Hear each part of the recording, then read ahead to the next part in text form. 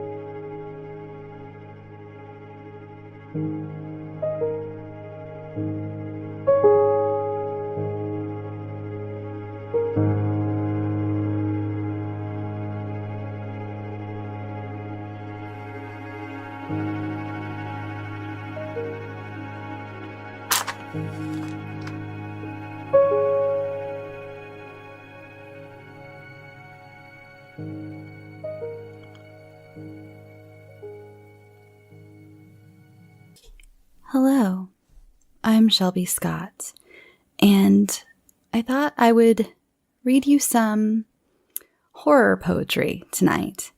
This is my first video on YouTube where I'm actually showing my face.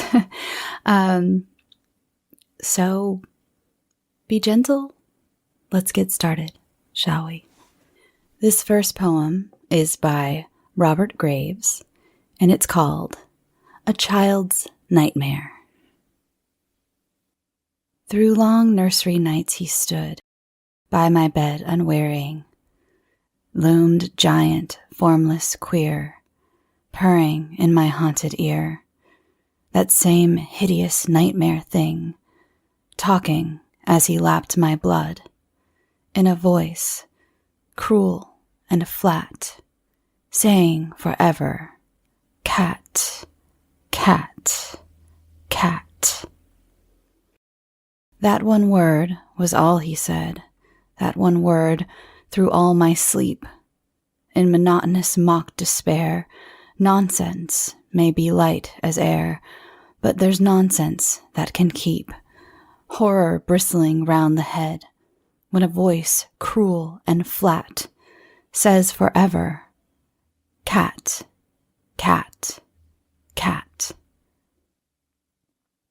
He had faded, he was gone, years ago with Nurseryland, when he leapt on me again from the clank of a night train, overpowered me foot and head, lapped my blood while on and on, the old voice cruel and flat says forever, cat, cat, cat. Morphia, drowsed again I lay, in a crater by high wood. He was there with straddling legs, staring eyes as big as eggs, purring as he lapped my blood, his black bulk darkening the day, with a voice cruel and flat, cat, cat, cat, he said, cat, cat. When I'm shot through heart and head, and there's no choice but to die, the last word I'll hear, no doubt, won't be charge or bomb them out, nor the stretcher bearer's cry, let that body be, he's dead, but a voice cruel and flat, saying forever, cat, cat,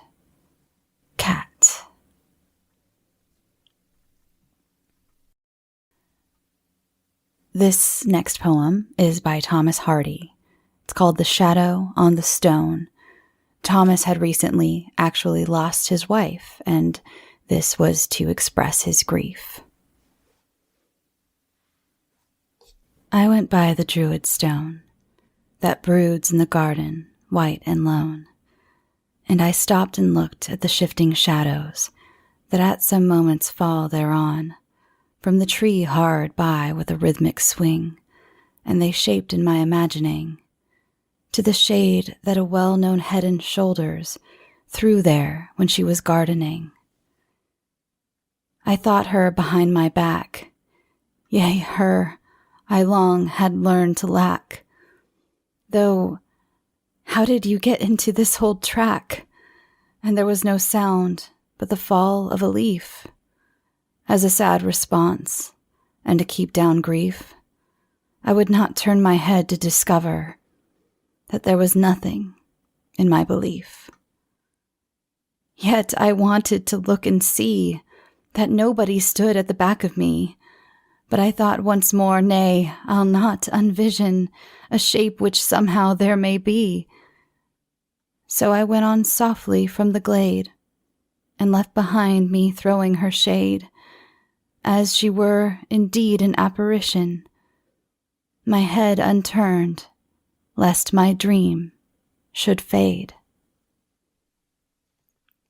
I think that one is so beautiful. Basically, if you didn't understand, sometimes poetry is kind of hard to understand in the moment. It was about him visiting the garden and seeing the shadow, or perceiving that the ghost of his wife is standing behind him, and he doesn't want to turn around to see that she's not really there. So he decides to think, yes, she is there, and I'm going to leave without turning around so I can always believe that she was there. Isn't that beautiful? This next poem is very, very famous. I may have read it on the Scare You to Sleep podcast before. I'm not sure. It's one of my favorites. It's probably a lot of people's favorites. This is by Emily Dickinson, the OG emo chick. This is Because I Could Not Stop for Death. Because I could not stop for death, he kindly stopped for me. The carriage held but just ourselves and immortality. We slowly drove, he knew no haste, and I had put away my labor and my leisure, too, for his civility. We passed the school where children strove, at recess in the ring. We passed the fields of gazing grain. We passed the setting sun. Or rather, he passed us. The dews drew quivering and chill, for only gossamer my gown, my tippet only tulle. We paused before a house that seemed a swelling of the ground. The roof was scarcely visible, the cornice in the ground. Since then, 'tis centuries, and yet feels shorter than the day. I first surmised the horses' heads were toward eternity. Emily Dickinson is one that I think probably a lot of people read in school, but if you're not familiar with her work, I highly suggest you check it out. She is not overhyped. She is fantastic. And this last poem is a little different. It's called The Fairies. It's by William Allingham.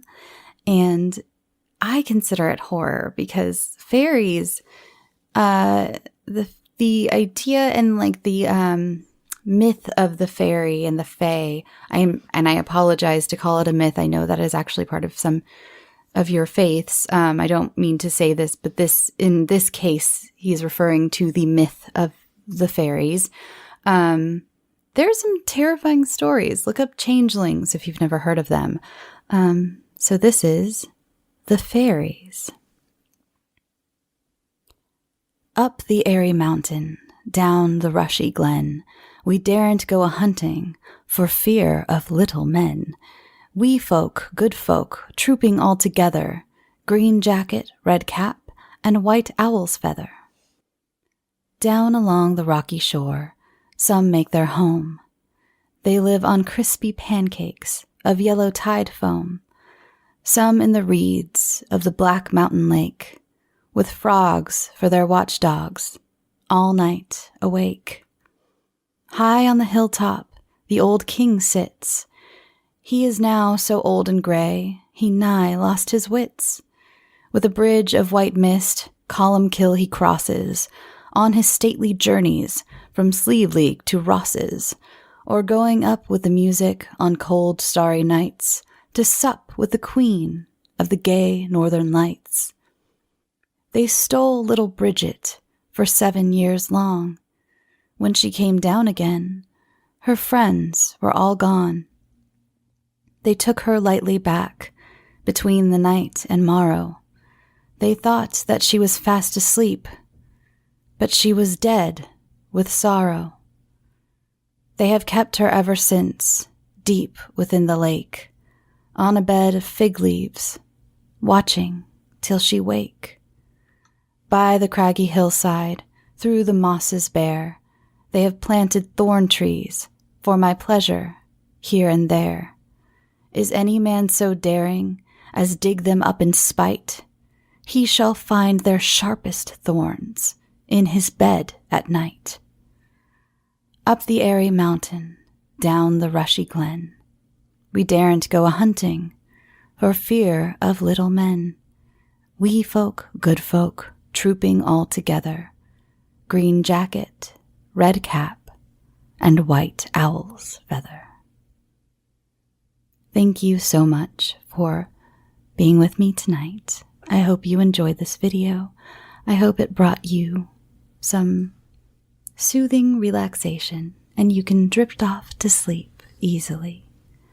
Again, I'm Shelby Scott, and there will be more of these in the future. And thank you for being here for my YouTube face debut. Good night. Sweet dreams. Our faith is our shield. If Altman was divinely inspired, why did he have to die? Our sword. Back off! Stay back! And our guide. There are those who will infiltrate I want you to go undercover. and corrupt us. When do I start? It will make us whole. Clean incision. I'll clean up the bleeding. This may be the worst idea I've ever had.